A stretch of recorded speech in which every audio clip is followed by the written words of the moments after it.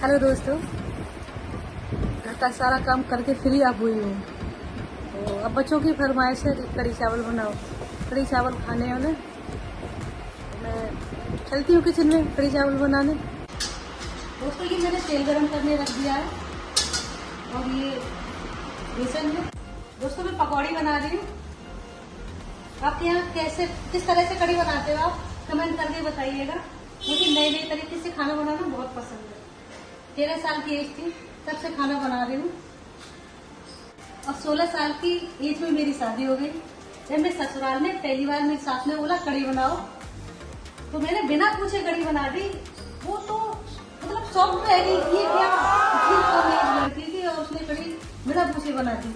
मेरी ननद को ताना मार रही थी वो। और अच्छा लगा, मुझे भी अच्छा लगा। दोस्तों जब कोई तारीफ करता है तो बहुत अच्छा लगता है। और कोशिश करूंगी अपनी बेटियों को भी सिखाऊं।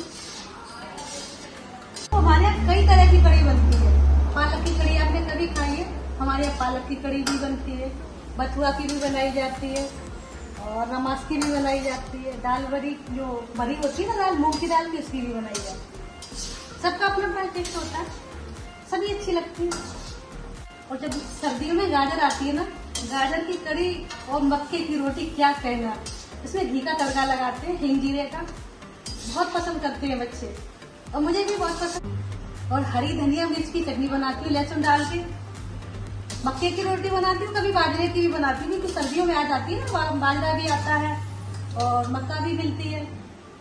चूल्हे की रोटी हो फिर तो मजा ही बात ही क्या है। अब शहर में कहाँ गैस में चूल्हे में बनाती हूँ और वो साफ नहीं होता। हालांकि मैं बना लेती हूँ इस पे, पर वो जो चूल्हे का स्वाद आता है ना, वो उसका नहीं आता। चूल्हे का क्या कहना, चूल्हे का मजा ही कुछ अलग है खाने का। तो और मैं गांव से हूँ, तो मम्मी बनाती थी फिर मैं भी बनाने लगी। तो गांव का स्वाद तो मुझे बहुत याद आता है। गांव की चूल्हे की रोटी बहुत याद आती है मुझे।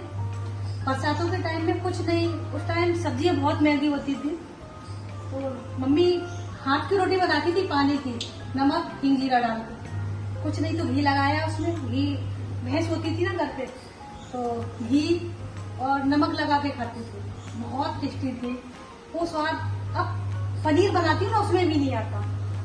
जो बहनें गांव से है ना, वो उस चीज को समझती होंगी, समझ रही होंगी कि जो टेस्ट पहले था वो अब नहीं रहा। सब्जियों में भी नहीं रहा, रोटी में भी नहीं रहा और रिश्तों में भी नहीं रहा। आपको पता है ना, पहले जैसे रिश्ते भी नहीं रहे।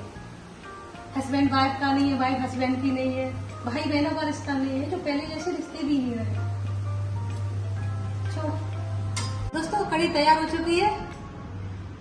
कढ़ी तो एक बहाना है, मेन मकसद आपसे मिलना और मिलाना है। क्या बात है, शायरी बन गई। कढ़ी तो एक बहाना है, मेन मकसद आपसे मिलना और मिलाना। वाह वाह वाह, क्या बात है। दोस्तों हमारी वीडियो को लाइक और सब्सक्राइब करें। Thank you. मिलते हैं आपसे नेक्स्ट ब्लॉग में।